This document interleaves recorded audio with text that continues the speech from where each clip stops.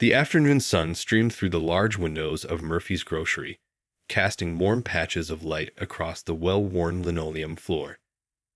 At Register 3, Amy stood with the practiced ease of someone who had made this small space her own for the past 5 years. Her name tag caught the light as she moved, slightly faded, but still showing the friendly smile she'd worn in the photo when she first started. The store hummed with its familiar rhythm, the gentle beep of scanners, the squeak of shopping cart wheels, and the soft murmur of conversations floating between the aisles. Amy's hands moved automatically as she rang up items, her mind occasionally drifting to the break room where her 8-year-old son David sat working on his math homework. She could picture him there, tongue slightly sticking out as he concentrated on his multiplication tables, just like she used to do at his age. It was their usual after-school routine. David would hop off the yellow school bus that stopped right in front of Murphy's, clutching his Batman backpack that had seen better days but remained his favorite. He'd rush through the sliding doors, weaving between shopping carts to give his mom a quick hug before settling in the break room. The store manager, Mr. Pete, a grandfatherly figure with kind eyes and salt and pepper hair, always made sure there was a fresh apple and a juice box waiting for him. Today had been particularly busy, with the upcoming weekend bringing in more shoppers than usual. Amy chatted warmly with Mrs. Thompson, a regular who always bought cat food in bulk for her 3 rescue cats, and helped young Mr. Kim find the right type of flour for his first attempt at baking bread.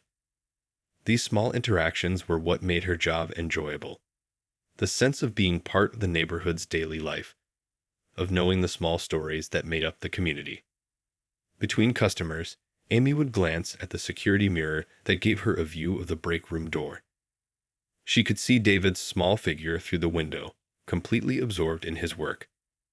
He was such a good kid, mature for his age, people always said. Maybe it came from spending so many afternoons in an adult world, or maybe it was just his nature. Either way, she felt a surge of pride every time she thought about how well he was handling their life situation. Being a single mom wasn't easy, but they had worked out their own perfect little system.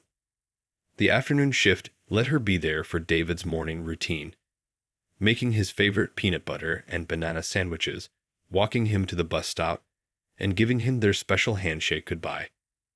Then she'd head to her morning college classes, studying to become a nurse while working at Murphy's to keep their small world turning. The store itself felt like an extension of their family. There was Rita from the deli counter who always saved David's favorite turkey samples, Tony from produce who taught him how to pick the ripest avocados, and of course Mr. Pete, who treated them both like family. Even the regular customers had watched David grow from a shy kindergartner to the confident second grader he was now. As Amy finished helping an elderly gentleman bag his groceries, she felt that familiar contentment that came with their routine. The afternoon light was starting to take on that golden quality that meant her shift would be ending in a couple of hours. Soon, they'd walk home together, David chattering about his day at school, maybe stop by the small park if the weather held up. It was a simple life, but it was theirs, and it was good. Little did she know that this ordinary afternoon was about to become anything but routine.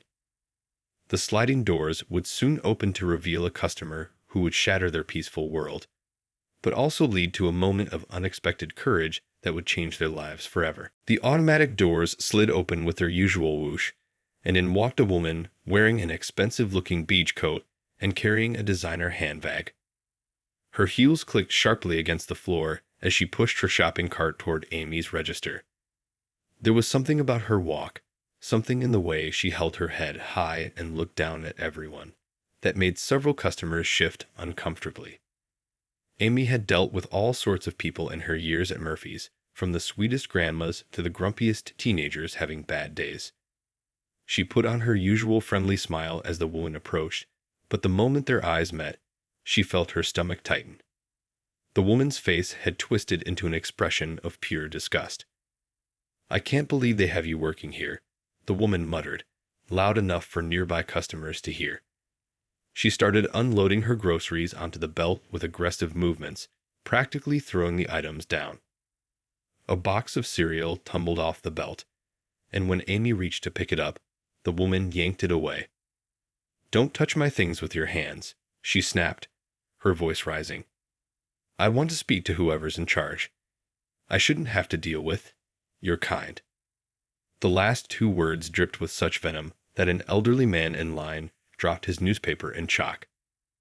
Amy's hands trembled slightly as she began scanning items, but her movements remained professional. Years of customer service experience had taught her to stay calm in difficult situations, though none quite like this. She could feel her cheeks burning as other customers pretended not to notice, suddenly finding the candy display incredibly interesting or becoming absorbed in their phones. The woman wasn't done. "Can you even understand what I'm saying? Do you even speak English?" she demanded, even though Amy had already greeted her in perfect English. "This is America, you know. I've been shopping here for years, and now they're letting just anyone work here." At the next register over, Jenny, a high school student who worked part-time, shot Amy a concerned look. She reached for the phone to call Mr. Pete, but Amy gave a small shake of her head. She didn't want to escalate the situation, hoping it would end quickly if she just stayed quiet and did her job. But the woman's voice kept getting louder, drawing more attention. "I mean, really, what's happening to this neighborhood? First, they move in, then they take our jobs." She was practically performing now, looking around as if expecting support from other customers. Instead, the atmosphere in the store grew thick with tension. A young man waiting in line had taken out his phone and was quietly recording the incident. An older woman clutched her purse tighter, looking like she wanted to say something but couldn't find the courage. The line at Amy's register had grown longer, but nobody moved to a different line. Whether out of morbid fascination or silent support for Amy, it wasn't clear. Through the small window in the break room door, movement caught Amy's eye. Her heart sank as she realized David had heard the commotion. She could see him standing up from his homework, peering out with a confused expression that quickly turned to understanding. She wanted to run to him, to shield him from this ugliness, but she was trapped behind her register as the woman continued her tirade. "I demand to speak to an American manager," the woman was saying now, emphasizing the word American with a sneer. "Someone who actually belongs here." She crossed her arms, a self-satisfied smirk playing on her lips as if she'd just made a particularly clever point. What happened next would be talked about in the store for months to come. As Amy stood there, trying to maintain her dignity while her world seemed to shrink under the weight of such hatred, the break room door slowly opened. David stepped out, his small figure straight and determined, his face set with a look that made him seem much older than his 8 years. No one, least of all Amy, could have predicted what this brave little boy was about to do. David walked toward his mom's register with a kind of quiet determination that only children can muster. He wasn't stomping or running. His steps were measured, like he'd thought this through completely. His Batman backpack was still unzipped from doing homework, and his favorite blue dinosaur pencil stuck out from the top pocket. The rude woman was mid-sentence about standards going down in this country when David stepped up to her shopping cart. He wasn't very tall. The cart came up to his chest, but somehow he seemed to fill the space with his presence. His mom noticed him first, her eyes widening with a mix of concern and surprise. "Excuse me," David said, his voice clear and steady despite its softness. The woman stopped mid-rant, looking down at this unexpected interruption with raised eyebrows. "My mom was born in the same hospital as me. It's just 10 minutes from here." The woman blinked, momentarily thrown off by the small person addressing her so directly. She opened her mouth to say something, but David wasn't finished. "And even if she wasn't," he continued, his hands gripping the side of the cart, knuckles white but voice unwavering, "she helps old Mrs. Wilson find her favorite tea every Tuesday. She remembers that Mr. Chen needs his groceries double-bagged because he walks home. She gave Jenny tissues last week when Jenny was crying about her math test." The store had fallen completely silent. Even the usual beeping of registers seemed to have paused. The young man who had been recording lowered his phone slightly, caught up in the moment. An elderly lady near the front of the line wiped her eyes with the corner of her sleeve. "My teacher says that being American means being kind and helping others," David said, looking straight up at the woman. "So maybe you should think about that." His voice wasn't angry or accusing. It carried the simple, honest conviction that children have when they know something is right. The woman's face went through a series of expressions. First shock, then anger, then something else entirely as she looked around the store. Perhaps for the first time, she noticed the faces of other customers, the disappointment, the silent judgment, the sadness in their eyes.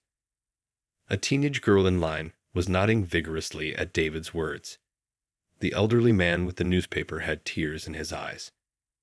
Amy stood frozen behind her register, a can of soup still in her hands. She wanted to rush to David, to protect him, but there was something powerful happening here that she didn't want to interrupt. Her son, her little boy who still slept with a nightlight and needed help tying his shoes sometimes, was standing up not just for her, but for something bigger than both of them. The woman's shoulders sagged slightly, the fight seeming to drain out of her. She looked down at her cart full of groceries, then at David, then at Amy. The silence in the store was deafening, everyone waiting to see what would happen next. The woman started, then stopped. For the first time, she seemed unsure of herself. She looked at the items on the conveyor belt as if seeing them for the first time. Her designer handbag suddenly seemed heavy on her arm. Behind David, a clap started. It was Jenny from the next register over, clapping slowly but firmly. Then the elderly man with the newspaper joined in. Soon, the whole front of the store was filled with applause. Not loud or celebrating, but steady and supportive, like a heartbeat of solidarity. The woman's face flushed red, but not with anger this time. She looked at her half-unloaded cart, then at the line of people behind her, then back at David who still stood there, small but somehow larger than life. Something had shifted in the air, like when storm clouds finally break and let the sun through. No one knew exactly what would happen next, but everyone knew they had just witnessed something extraordinary, a moment when hatred met its match in the simple wisdom of a child. The applause slowly faded, leaving behind a charged silence. The woman stood there, her perfectly manicured nails nervously tapping the shopping cart handle. She looked down at her expensive shoes, then back at David, who hadn't moved from his spot. His small face showed no anger, just a question waiting to be answered. An elderly man stepped forward from the line. He walked with a slight limp, and a veteran's cap sat proudly on his gray hair. "Young man," he said to David, "you remind me of someone I served with in the military. His name was Tommy Chen. Saved my life in '75. He turned to face the woman. Tommy didn't look like what some folks thought an American should look like either, but he gave everything for this country. The veteran's words seemed to break a dam. A young college student who had been quietly watching spoke up next. "My best friend's parents came here with nothing," she said. "They opened the little restaurant down the street. You know, the one with the amazing soup. They work 14 hours a day, and they still find time to feed homeless people every Sunday." More voices joined in, each sharing their own story. A teacher talked about her diverse classroom and how her students taught her something new every day. A nurse spoke about working night shifts with colleagues from all over the world, saving lives together regardless of where they came from. The woman's face had lost its harsh edges. She looked smaller somehow, her designer coat no longer seeming like armor. Her eyes met Amy's, and for the first time, she really saw her. Not as a category or a stereotype, but as a person. A mother. Someone's daughter. The woman started again, her voice barely above a whisper. "I need to go." She reached for her purse, her hands shaking slightly. I apologize." The words seemed to cost her something, but they also seemed to lift a weight from her shoulders. David finally moved, stepping back to stand beside his mom. Amy put her hand on his shoulder, squeezing gently. Her eyes were wet with tears, but her face glowed with pride. Mr. Pete had appeared from somewhere, his usual friendly face serious but kind. "Ma'am," he said to the woman, "you're welcome to stay and complete your shopping. We treat everyone with respect here, customers and employees alike." The woman shook her head. "No, I need some time to think." She looked at David one more time, then at Amy. "I'm sorry," she said again, and this time it sounded more genuine. Without another word, she turned and walked toward the exit, leaving her groceries behind. As the automatic doors closed behind her, the store seemed to collectively exhale.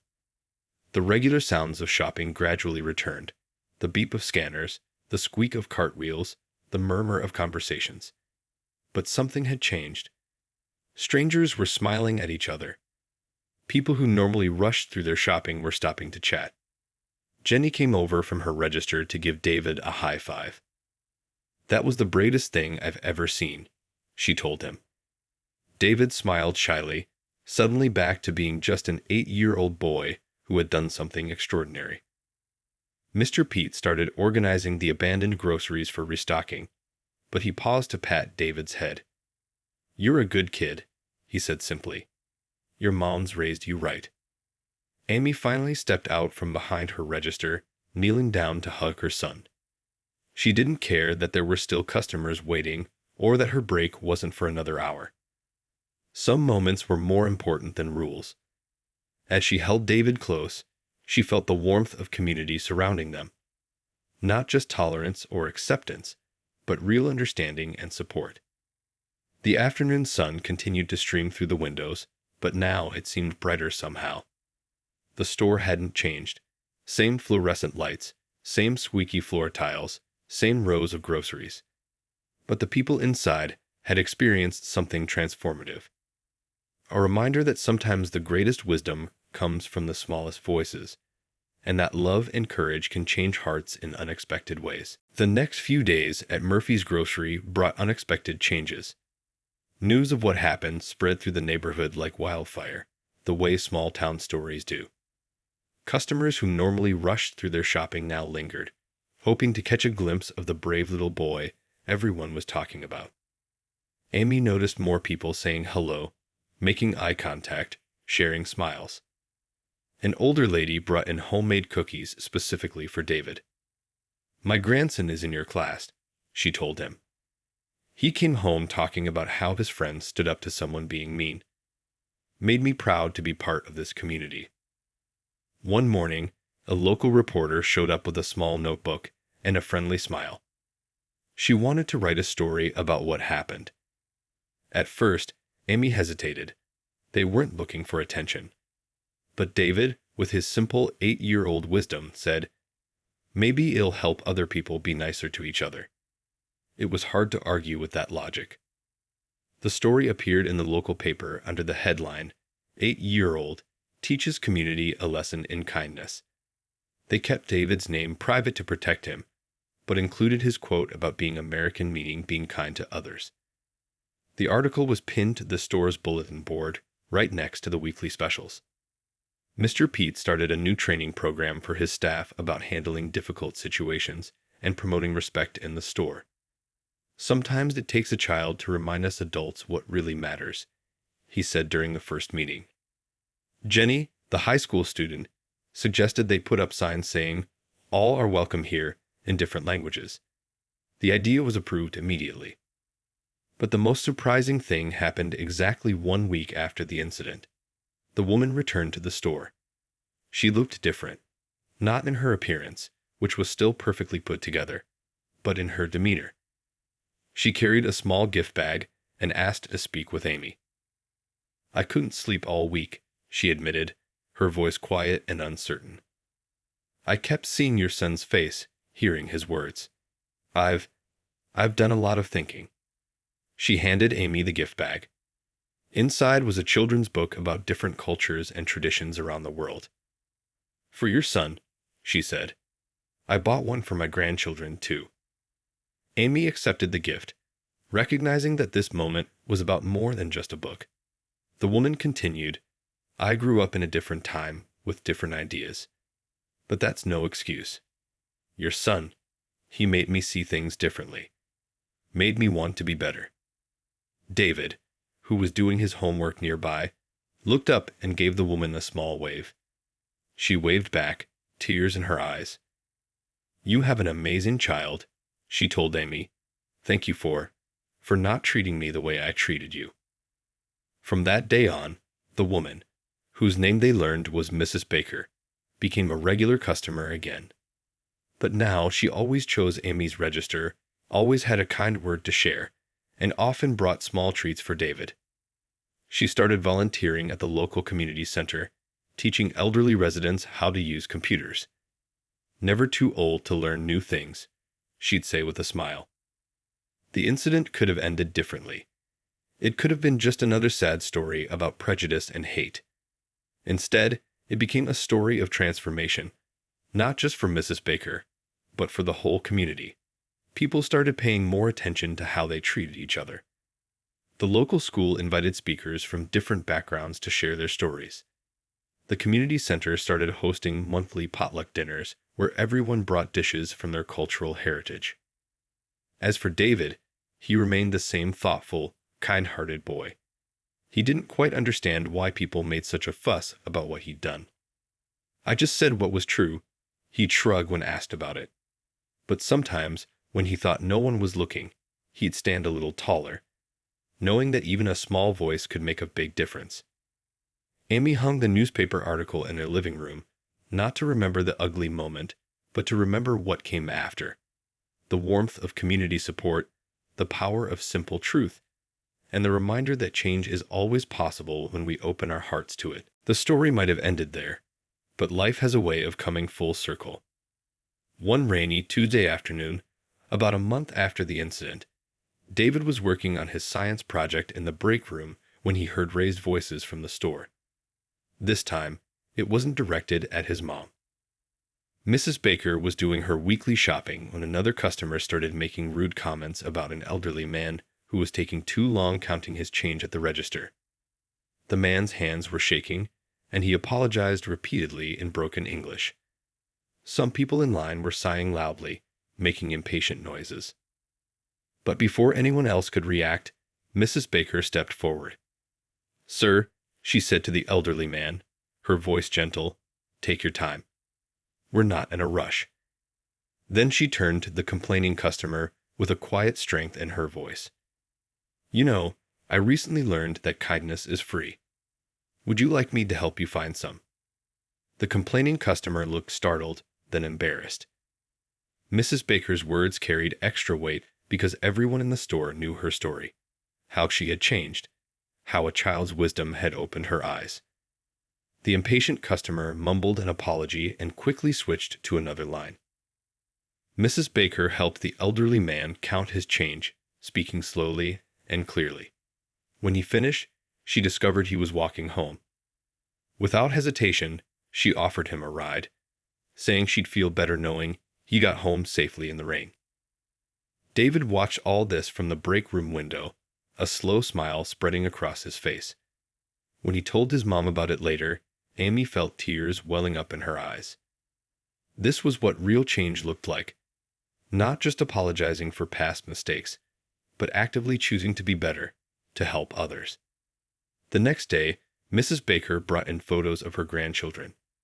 She had taken them to the cultural festival at the community center over the weekend. They loved learning how to use chopsticks, she told Amy proudly. And my grandson can't stop talking about the dragon dance. Word of Mrs. Baker's intervention spread through the store's regular customers.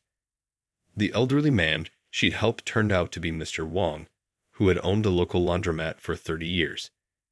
His daughter came to the store specifically to thank Mrs. Baker, bringing homemade almond cookies as a gesture of gratitude.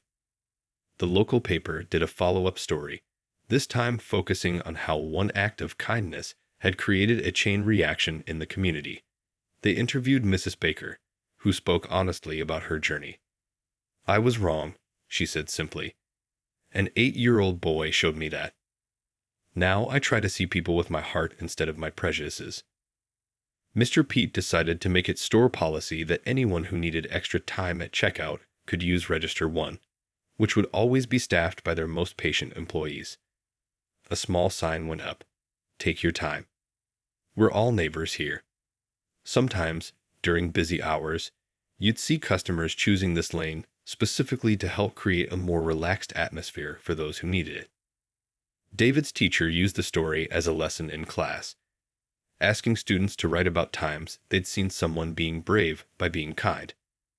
The responses were so touching that they created a kindness wall in the school hallway, adding new stories each week.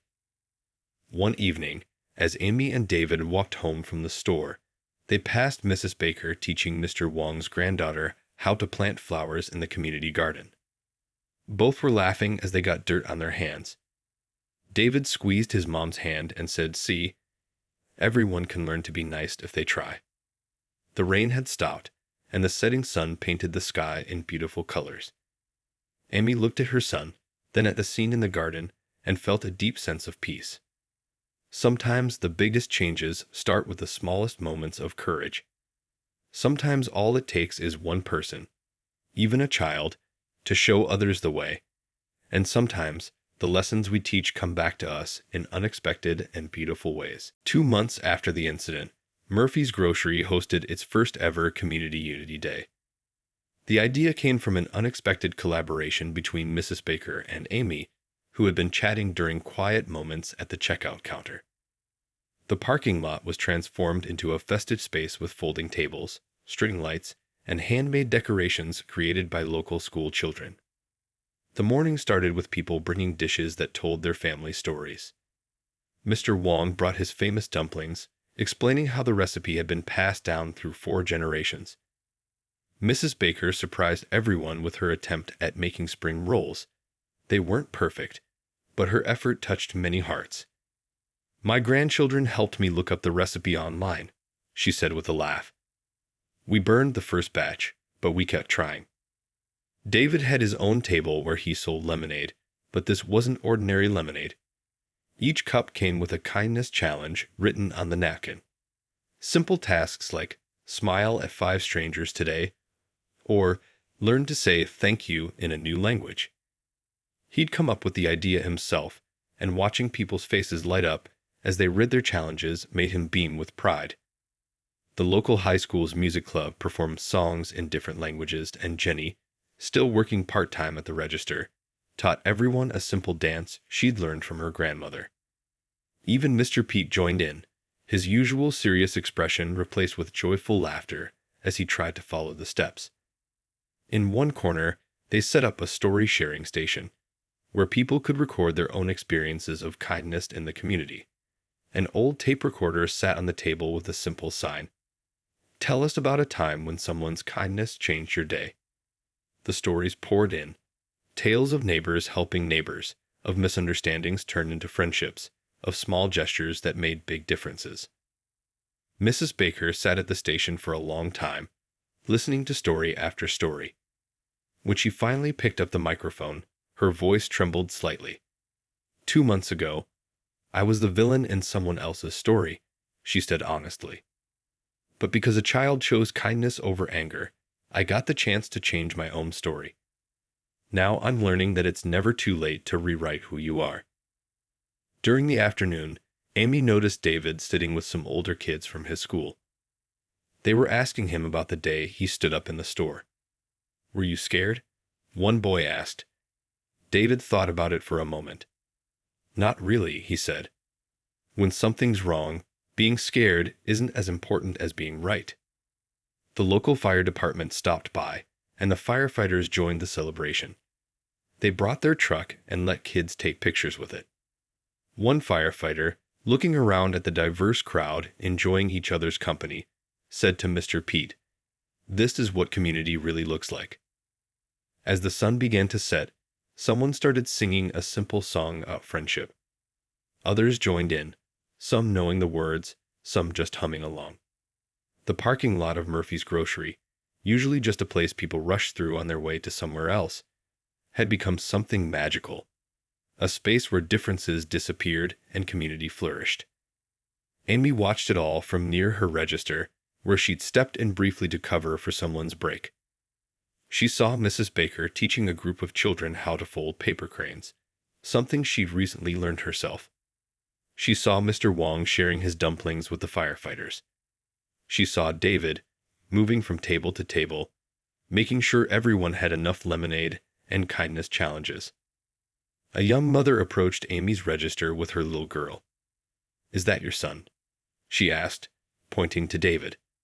When Amy nodded, the woman smiled. "My daughter heard about what he did. Now, whenever she sees someone being unkind at school, she says, 'What would the grocery store boy do?'" They both laughed, but Amy felt tears in her eyes. As the evening wound down, the parking lot still humming with conversation and laughter, Amy realized that something extraordinary had happened.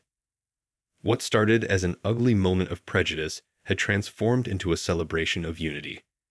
And it all began because an 8-year-old boy believed that being kind was more important than being afraid. The success of Community Unity Day sparked something bigger than anyone could have imagined. A week later, Amy arrived at work to find a letter from the city council on Mr. Pete's desk. They wanted to use Murphy's grocery story as a model for other neighborhoods. What started in a grocery store parking lot was about to spread across the entire city. But the real magic was happening in smaller, quieter ways. David's school principal called Amy in for a meeting, but it wasn't about grades or behavior. "Your son has started something remarkable," the principal explained, smiling. "The kids have created their own kindness club. They meet during lunch breaks and plan ways to help others." The club had already done several projects. They organized a welcome committee for new students, especially those who didn't speak English well. They started a buddy system for the lunchroom, so no one had to eat alone. One little girl even taught her entire class how to say hello in 5 different languages. Mrs. Baker had become a regular visitor at the school. She volunteered to read stories about different cultures to the younger classes. The children loved her animated voices and the way she always brought small treats from around the world for them to try. "My grandchildren say I'm becoming a different grandmother," she told Amy one day. "They're right. I'm becoming a better one." The local news channel did a feature story about the changes in the community. They interviewed David in the store, right next to his mom's register. The reporter asked him what he would tell other kids who see someone being mean to others. David thought for a moment, then said, "Just because you're small doesn't mean your voice is small. And just because someone is being mean doesn't mean you have to be mean back. Sometimes being kind is like a superpower. It can change people." The story aired on a Tuesday evening. By Wednesday morning, 3 other schools in the city had called David's principal asking how they could start their own kindness clubs. The local library created a special section of books about acceptance and understanding, with a sign that read, "Inspired by David's story." Mr. Wong's granddaughter, who was in high school, made a video about the community's transformation. She interviewed store customers, teachers, and kids from the Kindness Club. Mrs. Baker appeared in it too, speaking honestly about her journey from prejudice to understanding. The video went viral on social media, touching hearts far beyond their small community. One day, a food critic from the city newspaper came to review Mr. Wong's dumplings. Instead of just writing about the food, he wrote about how a simple dumpling recipe had helped bridge cultural gaps in the community. The article ended with a powerful line: "Sometimes the best flavor is the taste of understanding." The changes weren't always big or dramatic. Sometimes it was as simple as customers letting someone with fewer items go ahead in line, or teenagers helping elderly shoppers carry their bags to their cars, or people learning to say thank you in different languages just to see their neighbors smile. Amy noticed that David had started carrying extra pencils and erasers in his backpack. When she asked him why, he shrugged and said, "Sometimes kids forget their supplies, and it's nicer if they don't have to ask." These small acts of thoughtfulness made her realize that kindness, once learned, grows in unexpected ways. Mr. Pete turned the store's bulletin board into a kindness corner. People could post notes about acts of kindness they'd witnessed or received.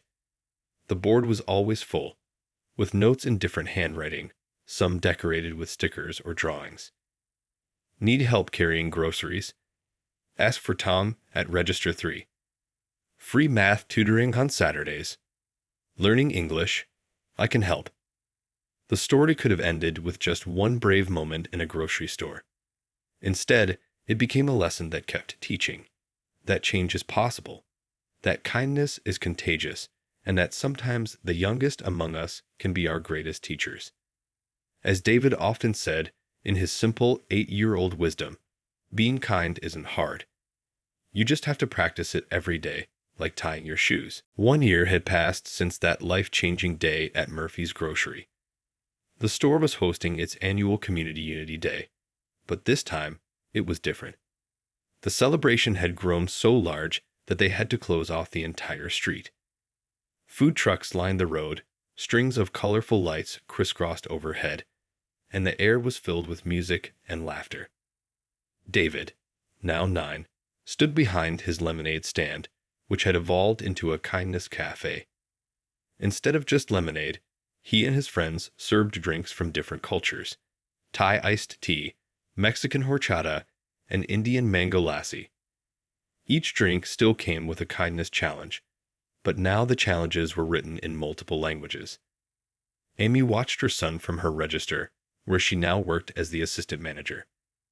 Mr. Pete had promoted her 6 months ago, saying, "Sometimes the best leaders are the ones who teach us how to be better people." She'd used her new position to start a mentorship program for new employees, ensuring everyone felt welcome from day one. Mrs. Baker had become the unofficial grandmother of the store. Today, she walked around with a basket of homemade cookies, the recipe a collaboration between her and Mr. Wong's family.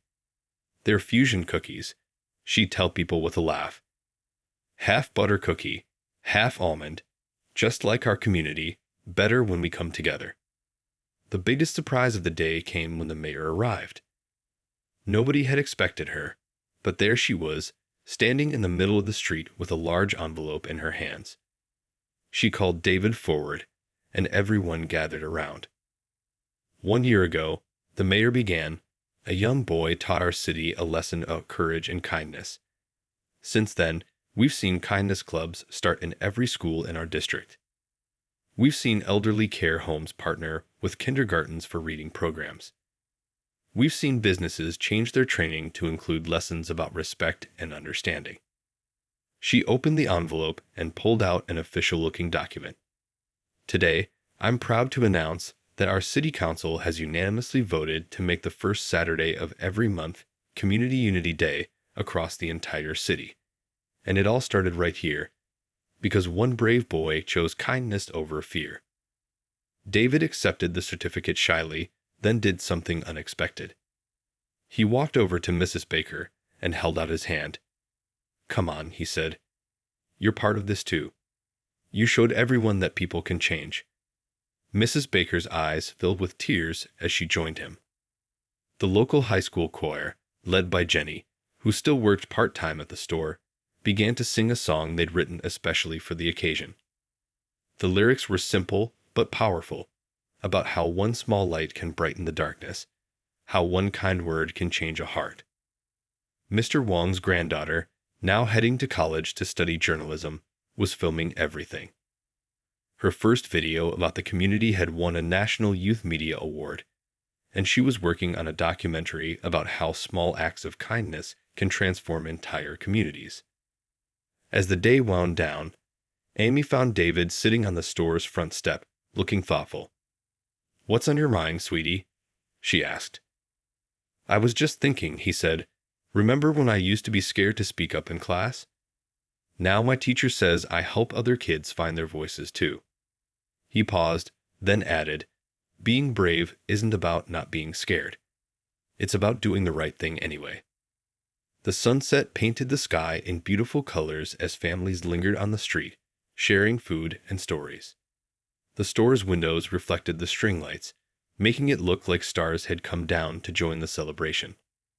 A group of children played hopscotch on the sidewalk, the squares labeled in different languages. Somewhere, someone started singing, and others joined in, their voices blending in harmony. Amy looked at her son, then at their community, not just customers anymore, but family. She remembered that difficult day a year ago, how it could have ended in anger and hurt. Instead, it had become a beginning, a story of transformation, hope, and the incredible power of choosing kindness one small moment at a time. The light was fading, but no one seemed ready to leave. Because they all understood that they weren't just celebrating an anniversary, they were celebrating who they had become, together. And in the gentle evening air, you could feel it. The truth that love is stronger than hate, that understanding is more powerful than fear, and that sometimes the smallest voices speak the loudest truths of all.